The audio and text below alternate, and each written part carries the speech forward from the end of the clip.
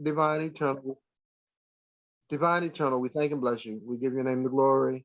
We bless you for your presence in our lives, your guiding light. Help us to understand, help us to be patient, help us to contemplate and target, help us to focus and work toward our goals. Dear Lord, in the name of our blessed King, we praise you. We bless everybody on our call, every household represented, and every man, woman, boy, and child. Help us give them the strength and the courage to continue to plow forward and try. Thank you. And we thank you for the victories even now. Everybody say, hey, hey, yeah, yeah. Thank you all. Thank you all. Okay, so now, oh man, we've got a great lineup today. We got a great speaker, and our keynote's going to be with us. And we've got a few special guests, and we have people here who have come to offer some generous reflections. And now, also, please understand that when we come together and gather together as a unit and group of people, it's the energy with us that makes the power work. Now, I mean, we all bring something. And I'm not here just to try to motivate you, which I am, but I want you to be motivated. And I want you to bring some motivation too. Bring your happy place, because at the end of the day, somebody up here by the end of this month is ready to do their happy dance. Anybody ready to do their happy dance? I am. Okay, Elton, I have to interrupt because we got a long program. Okay. All right. So welcome, everybody. We're so pleased and honored that you're here today. That was a very interesting segue, sweetheart. Yes. If you would have pointed it out to me, I would have easily handed you the mic that way. But, and it was a very important point that, I'm trying to get people to their happy place. And so let me finish that. So I want you all to get ready to do your happy dance, And with that, I hand it over to my lovely wife, Claire. It's on you. Thank you. He's always correcting me that I talk over him. So that's what happens. But I have a very wonderful guest who's also a sponsor for the month of March, being Women Business Empowerment Women History Month. And as you know, we've had a few fiction authors. I don't know if you remember Rainey York with Quantum Leap. So we always love fiction. And this group did start as a book club. So we want to go back to that and recommend that you get this book, read it during the month of March. And it's a fiction novel, and I won't take away the whole story. But Ramona, as you all and I have gone through the book, and we love it. And I think we want to recommend it. So my first introduction for this segment, where everybody introduces themselves, is Dina Greenberg. So tell us about the book and tell us about yourself. Yes, it's very nice to meet everyone. It's my pleasure to be here tonight. What I wanted to say first is that I'm an author. I'm also a teacher of creative writing, and I'm a writing coach. And for the past 15 years, my research has focused on PTSD in the aftermath of war and displacement. And I'm especially interested in how trauma is passed down through the generations. My experience leading creative writing workshops for returning veterans and military families is what spurred me to write this recent novel, Nermeena's Chants. The story begins in 1992 Bosnia, just at the start of the Balkan Wars. And my protagonist is a second-year medical student, and her life is completely derailed because of the war. She makes her way to the United States after losing her entire family. So at its heart, Nermeena's Chants is really about recreating the family that she's lost. And she does this in a very unconventional way. Ultimately, Nermeena gives birth to a daughter who she names Atika, but the book is also about the tension between mother and daughter, and especially as Atika begins to assert her independence. At the heart of all of this, though, is the trauma that Nermeena has been through. So I did want to tell you about one of the important characters in the book. His name is Jeff Ingram, and he's a staff sergeant who was deployed to Afghanistan in 2009. He and his wife, Lisa, have been trying to have a baby for a long time, and they go through multiple rounds of IVF. But finally, when Lisa gets pregnant with twins, they're really excited. But unfortunately, when the twins are toddlers, Jeff gets called up for another deployment. And when I have, if I have a moment afterward, Claire, I would like to read a portion of that chapter, but I wanted to put some emphasis on Jeff because I think he's a really important character that all of you would be able to relate to. Yes, and we love every one of those characters. So yes, you will get a chance to do a reading. And the reason I invited Dina today was also because of everything that's going on with Ukraine. And I think it's really important that we understand what a war can do to anyone. And, you know, so this might be a good read during women. And the characters are very strong women characters. So it's just an inspiring book for this month, the Women History Month.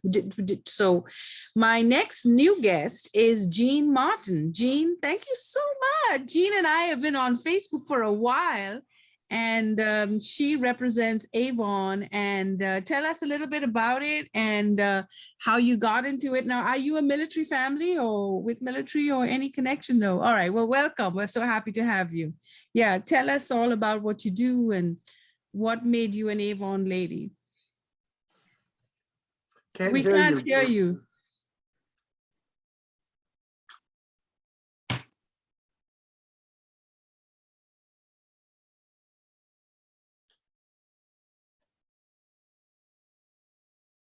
No.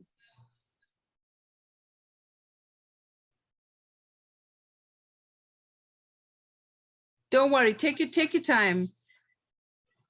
Yeah, I'm gonna go to Desiree and then I'll come back to you, Ida. So Desiree, tell us about this Mother's Day event that we're planning. And she's a coach and she's joining us and she's gonna be one of our speakers for Mother's Day. So Desiree? Yes, ma'am. Yep, introduce yourself and tell us what we can expect. Hello, my name is Desiree King. I am a certified life coach here in Greensboro, North Carolina. I'm originally from Goldsboro, North Carolina. I am the CEO and founder of Ashna Transformational Coaching. And a little background about that, it's a little town on the outside of Judah. And God gave me that vision for that name in 2014. And here we are. That's the name of my company. So for the Mother's Day luncheon, I will be doing vision board. This is just not your typical vision board. This is an empowerment session that has 30 minutes of empowerment and followed by the vision board and followed by goal setting. So we're really going to sit, you're going to think about 3 goals that we really want to do and talk about how we can hold ourselves accountable to get it done. So we're just not gonna come together and put together no pictures. We want to actually have something to do. So another thing about my company, again, I'm a certified life coach, but my niche is accountability. And I love Miss, I think is it Dina? Yes. Okay. When you was talking, it just made me think about how the trauma, generational trauma. And I'm currently also writing a book about my own life and how generational trauma has, been carried on from generation to generation to generation, and I'm stopping it. So I am thankful for you being in the community of writers to address generational trauma and in that aspect of military, but it's also in our communities as well. So thankful for that. And Miss Elizabeth, I'm thankful for you because I also do a book club myself, which starts at 8 o'clock after this. Okay. So I focus on books that are, geared to our learning about ourselves, The book that we're currently reading is Relational Intelligence by Dr. Darius Daniels. And it's Okay. pretty much just learning how to have relationships and put people where they belong. So you do not overexert yourself, so that you don't build walls, but you build gates, things of that nature. So it's a really good book. And I'm just thankful for everybody here. And I am learning, I'm growing. I'm a new business owner. So you guys pray for me as I'm learning. And I hope that, if you guys are in the area, you can come out to the Mother's Day luncheon. Well, I love the book club, and I think Dina's book. We also have another woman, Tracy, who all she does is book clubs, and so I was hoping she would join us today, but maybe she will. But book clubs are getting to be so popular now, and we actually started as a book club. We had Esther Perara's book. She passed away, but maybe if we have time this year, we could get back into being a book club. But Joyce is my next guest, and Joyce, we love family businesses, family-owned businesses, and hers is a mother-daughter story. So Joyce, can we see you? Can we hear you? Okay, there she is. Hi. Hi. Hey, hello. Hi, everybody. My name is Joyce Biddle. I'm originally from Milwaukee, but I'm in Minnesota. My mom actually started making body butters for me quite young. I had eczema pretty bad, so she wanted to make sure I had something that was natural, made it easier for me to have better products to heal my skin. And so she made a business out of it, and she was selling body butters and different kinds of products that were just all natural ingredients and things that she would formulate herself, considering she was a science woman. So, well, she still is, but she's just doing the teaching portion now. But she actually said that she wasn't able to do it anymore. And I thought maybe it would be a good idea for me to take over and help her out. So I kind of revamped her business a bit and gave her some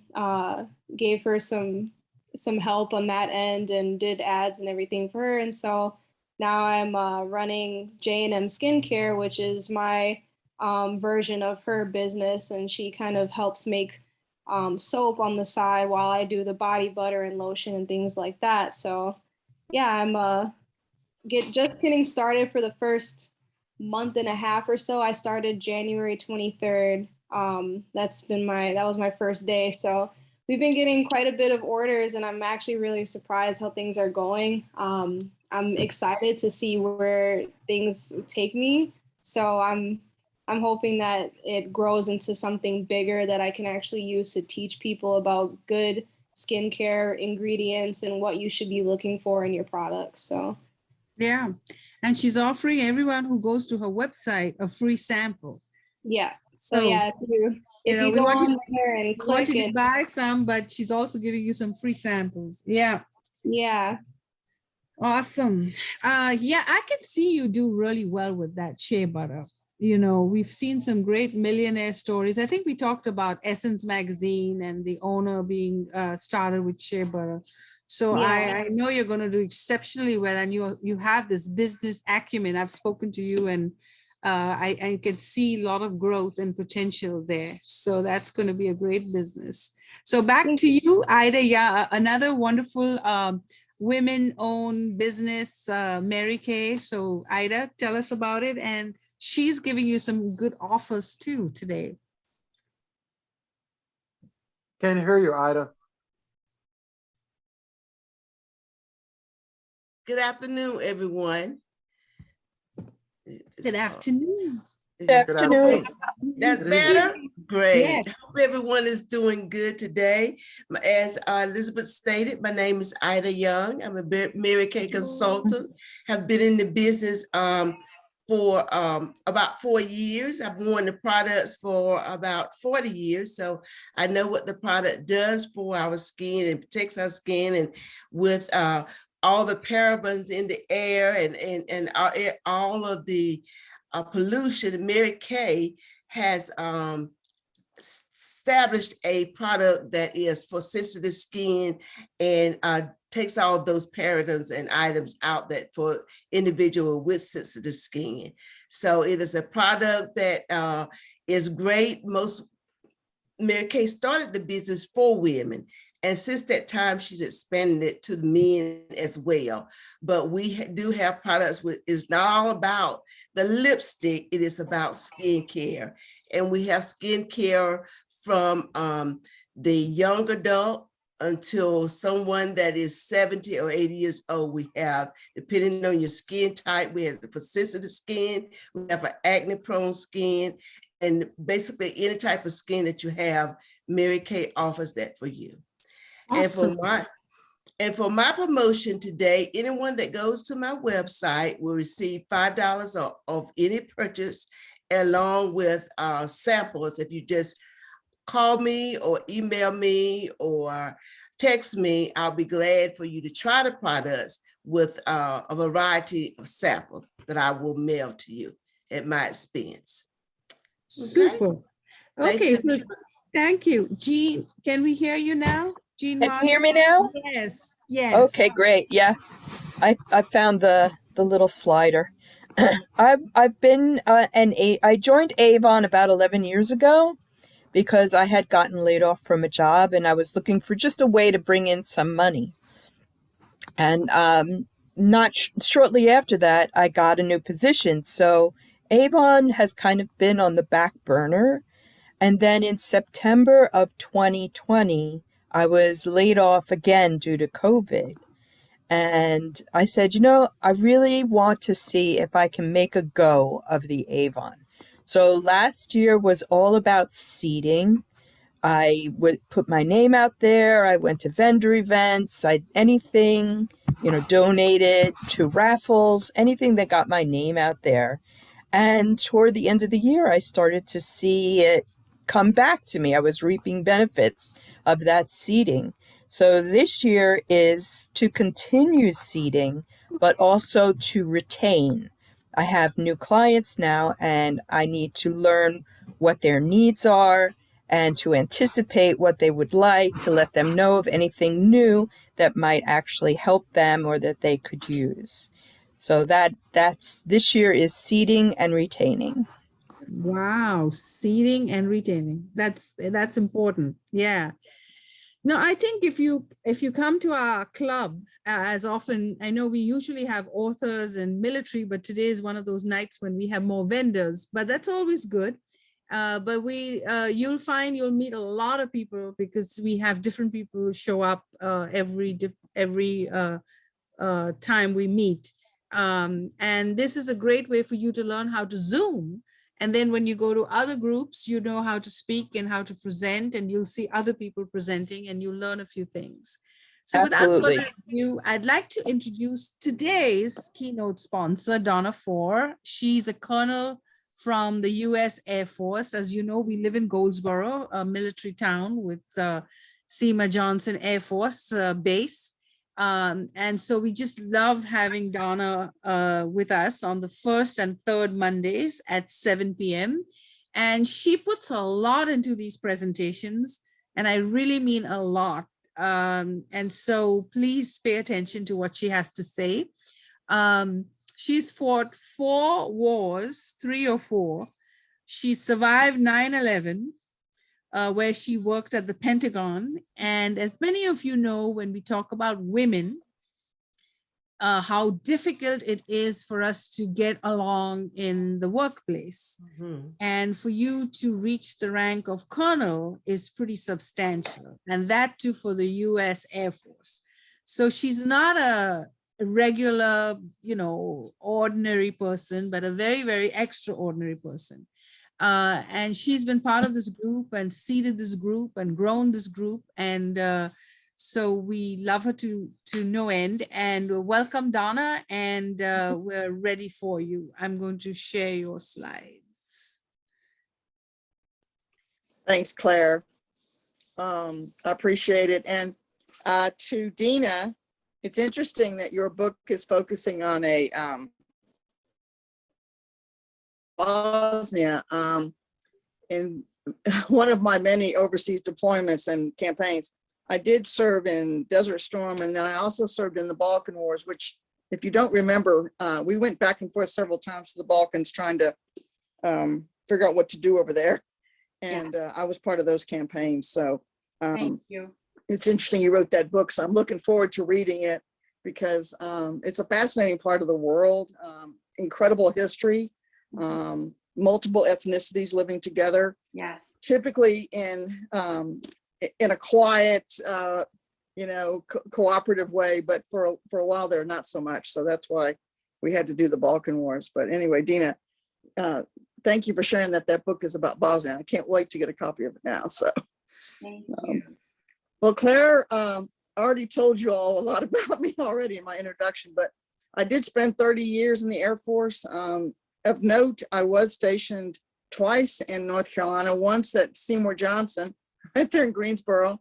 And I actually met my husband in Raleigh because I was, signed there to Seymour, but I actually lived in the city of Raleigh. And then I also spent time at Pope Air Force Base, which if you've never heard of it, is a small Air Force base attached to the 82nd Airborne there at Fort Bragg. So spent time at both places. And I'd say over the two, I did prefer Seymour Johnson, nothing against the Pope Air Force Base people, but I preferred being around fighter pilots rather than the other kind. So, but Seymour Johnson was a great place. The people there were really a welcoming of the military, and it was a great relationship that I had there with the townspeople and the base. They had a very cohesive relationship, which I think they still do have.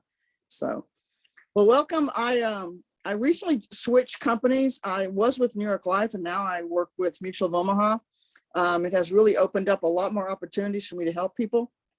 This presentation is focused on life insurance, but I can help people with, much more than that, to include retirement plans, long-term care, cancer coverage, education plans for kids. So there's a lot of other things I can do other than life insurance, but this is the core kind of thing I think most people really need to understand, because if you're trying to build a financial future for your family, it really has to start with life insurance. Next slide, Claire. And I believe this slide didn't update when I said and declare, so it may be blank. If it is, we'll just move on, but it didn't update. So don't worry about this slide. We'll go to the next one. And then my contact information will be in the chat if it's not already there. So when we talk about life insurance, let's try to figure out what it is, right? So life insurance primarily is for helping your family once you're gone. However, there are policies you can purchase which help you while you're still around.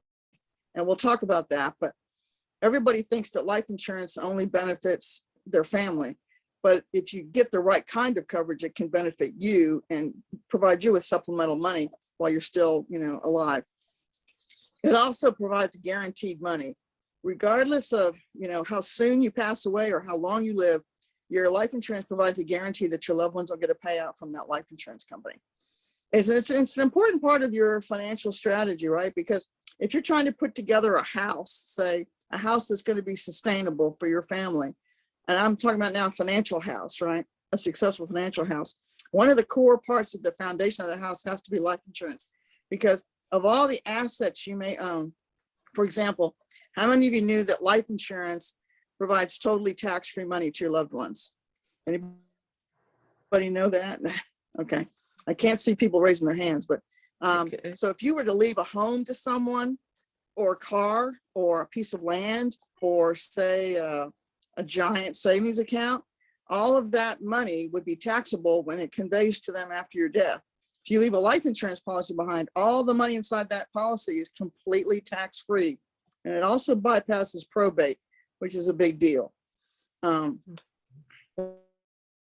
also can be used to cover your current, like I said, some of the funds you can pull from your policy while you're still alive, and your future obligations, such as your final expenses, your debts, any living expenses you may have, and education funding. Next slide. So now we kind of know what it is. It's a way for you to help protect your family, but it also can provide income for you while you're still alive. And let me tell you a quick war story when we're talking about education funding. So I met a client in Virginia who had bought it's called a whole life policy, which is a permanent policy, when he was very, very, very young. He was in his early 20s. He eventually went to college, he became a professor at the University of Virginia. He never touched his life insurance policy, okay, for a really long time. He had children, and then one of his children, he decided he would take some money out of his life insurance policy to fund her college. So he did. He took $30,000 out of his whole life policy. Now, he had a big policy, in full disclosure. But that's the kind of thing you can do with life insurance that you wouldn't expect. You can take money out of it to solve a problem, right? He didn't want to go the traditional routes of getting a loan for his daughter or a student loan. He just wanted to take it out of his life insurance, and he paid it back. So, and the interest rate on those loans is very, very low. So it's just a way to solve problems. So here are some of the people that really need life insurance, and really it's all of us. It's individuals, it's families, seniors, small business owners really need life insurance, because if something happens to you, the money in your life insurance policy can help the business stay on and can help replace you if you're not around. And if you've got a large estate with multiple people that, you know, need to drive some income after you're gone, that's another reason why you need life insurance. Next slide. So really, everybody on this call needs life insurance. And why do you need it for families? Families more than anybody else need life insurance because, you know, you've got to be able to cover the family with protection, right? That's really why you take out life insurance. It's for that unexpected event where you're not there and the family has to continue. It can cover your unpaid debts. It can ensure that your income continues. Now, if you're the only wage earner in your family, or you're the primary wage earner in your family, having enough life insurance to continue your family is very important, because statistics will tell you that it takes a family about 2, perhaps 3 years to recover from the death of a primary wage earner.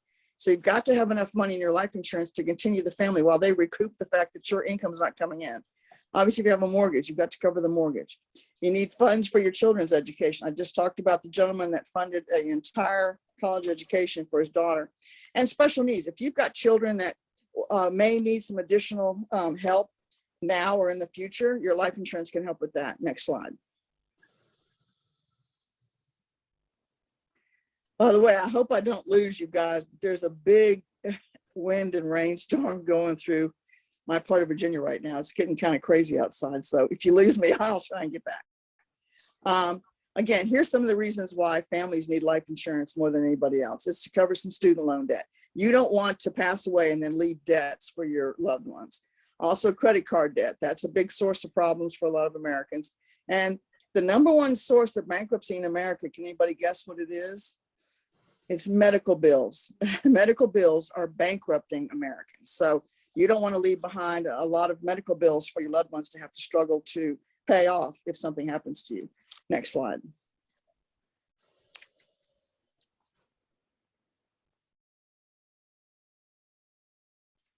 Now, the needs for a family, as we mentioned, when you're talking about continuing your income, say you're married and then both of you are working, right? Your family's depending on both of your paychecks. Rare will you find out that one wage earner can just take a break or quit their job and the family continue. Typically, they need income from both people participating in the family.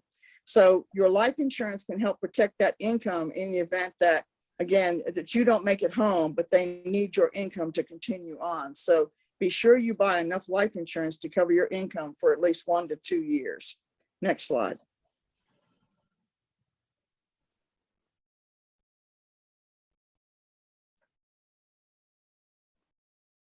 A mortgage. So the important part about life insurance is to cover a mortgage. This, for most families, this is the biggest debt they have, is to cover a mortgage. So when you're sitting down with me or your other members of your family, and you're talking about how big the mortgage is and how to protect it, consider using life insurance to protect that mortgage. Because again, if you're a 1-person or a 2-person family, and that income goes away, that family still needs to pay that mortgage. Your life insurance can ensure that not only can they pay the mortgage, but they can pay it off. You know, they won't have to suffer through trying to make up the income that you're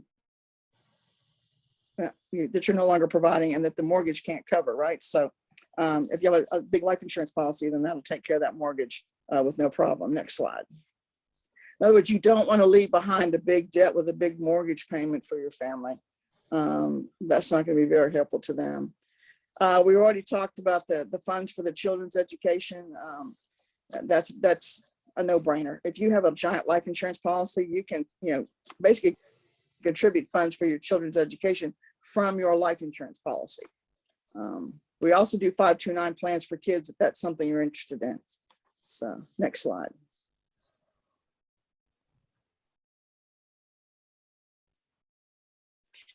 So families with special needs children, if you're someone that falls into this category, if you know someone who is, please ensure that they talk with me. Families who have special needs children have additional responsibilities with that child than a regular family, right? They've got ongoing care needs. Those children typically need more medical care or services of that type. They may need special services. They may need more professionals helping them rather than the typical child. And there's other unmet needs that are going to come up as they get older and perhaps need more care. So if you're someone who has a child like that at home, or someone in your family or a friend, please encourage them to talk to me, because they'll need enough life insurance to hopefully provide the resources needed for that child if in fact something does happen to them. And it's very important that that child or children's needs are adequately met with life insurance. Next slide.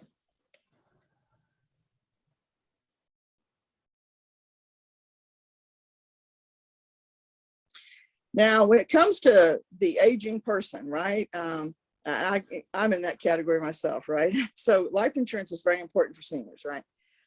They need liquidity. Seniors need the ability to have funds available to them, because now they've entered retirement. They're no longer accumulating income. They're in their retirement years, right? And for anybody on the call, I'm just going to throw this out right now. If you don't have a 401k or some kind of retirement plan that you're putting money into monthly, please talk to me. You've got to start one, because retirement comes a lot sooner than you think. I mean, I spent 30 years in the Air Force and it went by in a flash. So just make sure that you're doing something towards retirement. If you're not, we can fix that. You also need money for your final expenses. Just like anything else that goes up in cost, final expenses go up in cost too. You got the settlement of your estate, that can cost money. I just went through that 2 years ago when my husband passed away.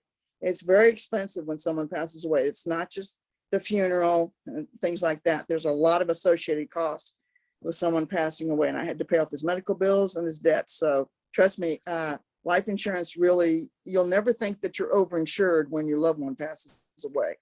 It's very important to have enough life insurance.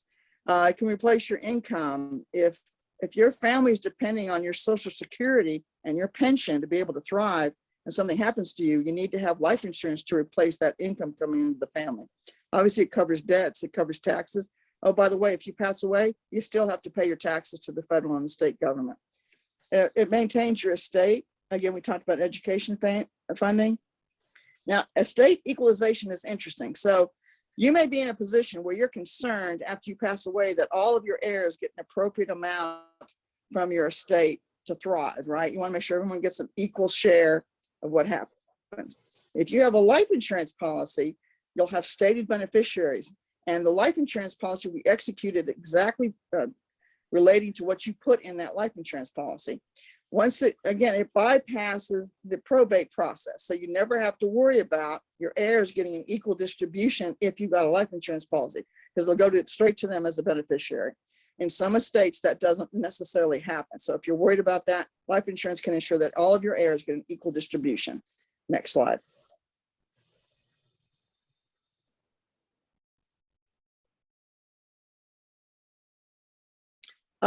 Well, now we're talking about business owners. Okay, why do business owners need life insurance? Well, they need it even as much as individuals and families.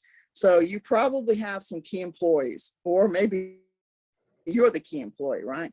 And you want to make sure there's enough life insurance to replace you if in fact, something happens to you. You may have enough employees where you might want to give out an executive bonus. A life insurance policy can be a bonus you give to your key employees, right? You want to continue your business. If you're a sole proprietor, or if you're a small business with only a handful of employees, imagine what happens to you and your family if you're gone, right? The business may fail because they can't replace you. If you have enough life insurance, they can They can now get another person like you to continue on the business. But if you have a small life insurance policy, that can't happen. And it can provide loan protection, right? If you've taken out loans to sustain the business and something happens to you, then the life insurance can pay off those business loans and the business can continue on without you. So if you're a small business owner, please talk to me. It's important that you have enough life insurance to cover not just yourself, but your family and your employees. Next slide.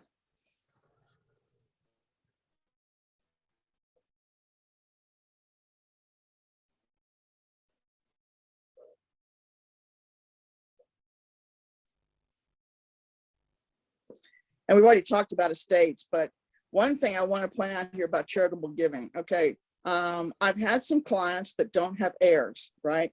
Widows who didn't have children, or some kind of situation where they don't have any heirs. You can leave the proceeds from a life insurance policy to a charity. If you're concerned about what will happen to your estate or behind in your accounts, the money could be left in a life insurance policy to the charities of your choice. And I had one individual that did that. She never had children and her husband had passed. So she said, what am I going to do with my life insurance? I said, that's very simple. I said, what's your favorite charity? Her favorite charity. So life insurance provides a lot of flexibility, right? Next slide.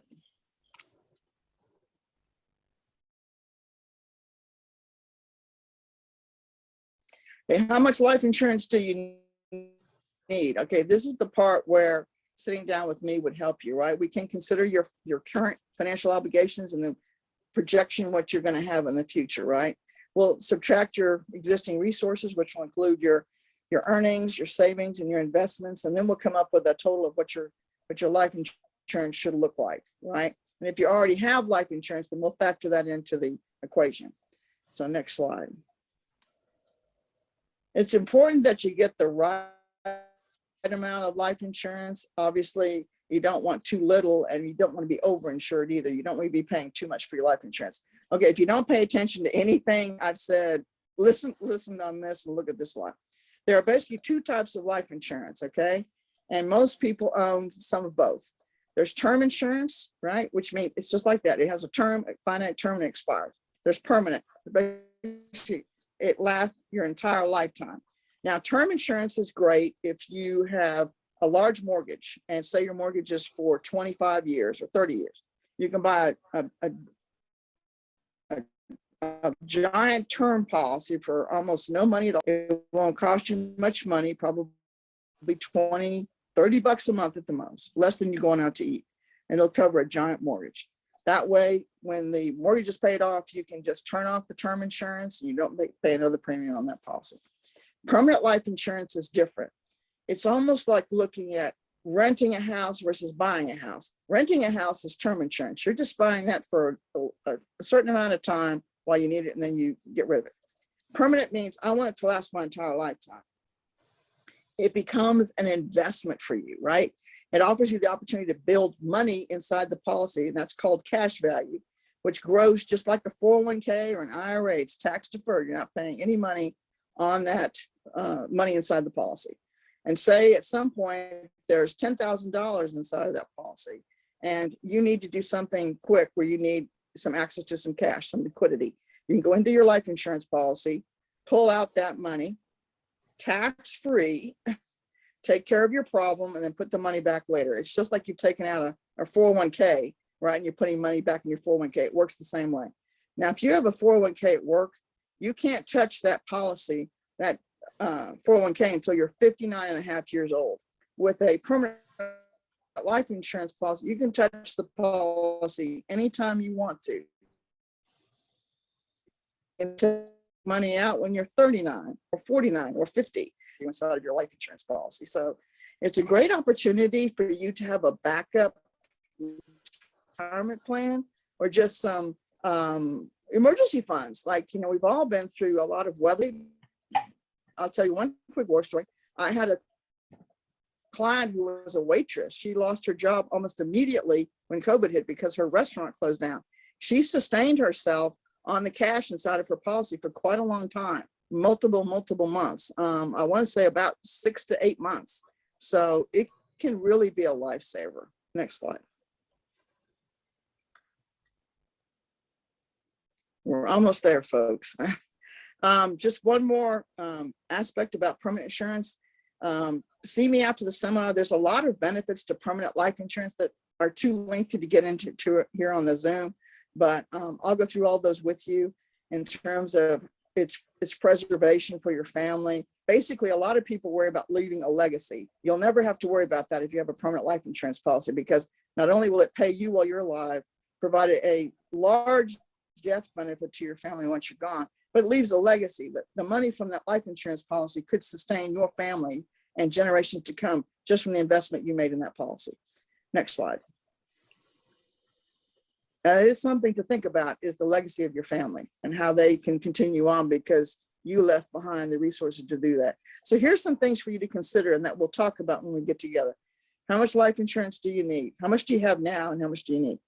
Is the need temporary or long-term? Are you just trying to cover your mortgage, or are you trying to provide something where it has a long-term investment for you and your family? How much can you qualify for? How long do you need the coverage?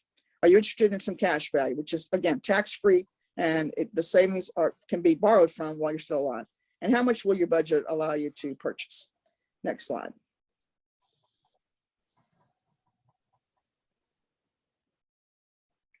And are there any questions? I appreciate everybody's time. I know there's a kind of a fast whirlwind here. Any questions, guys?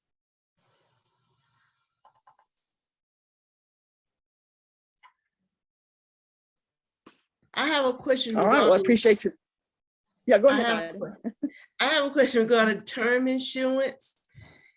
What is the maximum term of a policy if you get it when you're like 20 or 30? With most companies, it's 30 years.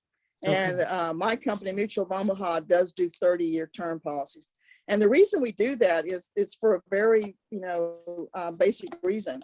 Most people have mortgages that last 30 years, or Yes. not everybody, but most people have 30-year mortgages. So Right. that way they can pay off their mortgage and then they can get rid of the policy. Yeah, good question. Okay. Good question. Yeah, 30 Okay. years. 30 years, okay. Yeah. And do all companies allow you to transfer it to whole life from the term policy? Well, see, term policies don't build any equity. So you can't transfer. Now you can convert your policy, which is a great opportunity. Yes. Yeah, most companies will allow you to convert the policy. And here's another great deal. If you convert, say you had a Mutual of Omaha term policy, and after 10 years you pay off your mortgage, you go, oh yeah, I'd really like to keep that Mutual of Omaha coverage, but I don't want it to be a term policy. We Right. reward you and we'll say, hey, not only can you convert it, but we won't put you through underwriting again. So it's as if you had started your clock all over again, right? They Right. don't make you get another medical exam or any of that stuff. You just kind of get the benefit of converting to a permanent policy without having to go through the same underwriting process you did the first time. So there's a lot of benefits to converting it later when you're ready. Okay. I have a question, Donna. Okay, as you look at the overall picture of your financial health and wealth, most people buy life insurance to support their financial condition. So, I mean, how should you consider the expense for that? I mean, because if you're looking at your total picture, you're looking at stocks and bonds, investments, insurance, and also retirement and all of that. I mean, of course, as you get older, the insurance costs more. What percentage of your discretionary income should you consider for life insurance? Well, let me put it to you this way. So anyone that has sort of a view of their finances as a well-rounded portfolio wants to have some things that are in a fixed and a safe place. That's why we have things like bank accounts and life insurance. Okay, they go into the category of safe and fixed. In fact, with most of the insurance policies that are sold as permanent policies, the return on investment inside the policy, the amount of interest on the money inside the policy, is generally anywhere between 3 to 6%, depending on the type of policy you buy. So imagine that you've got money earning a higher rate of return than your bank account, right? But it's life insurance. So a lot of people look at their whole life or, universal life policies as an incredibly good part of their portfolio, because they said, hey, I've got money over here in stocks. I've got money over here in a fixed account. Now I've got my life insurance that's kind of between the two. It's got a nice high rate of return, but it's safe and it's fixed. And it's managed by life insurance companies, which are very good at financing. So I would say it's part of a well-rounded portfolio. You need to have some investment into the S&P 500. Just throw that out there, right? You need something safe like your bank accounts, but then you need something that's earning a higher interest. And that higher interest can be your tax-deferred life insurance policy. It's a good opportunity. Hey, Tamisha's here. Hi, Tamisha. Did that answer your question? That was a good question. Yeah. Any more questions? Anybody else? Okay, so Donna will be reaching out to some of you, and you can reach out to her. And thank you so much, Colonel Donna. That was wonderful. And I am going to stop this recording.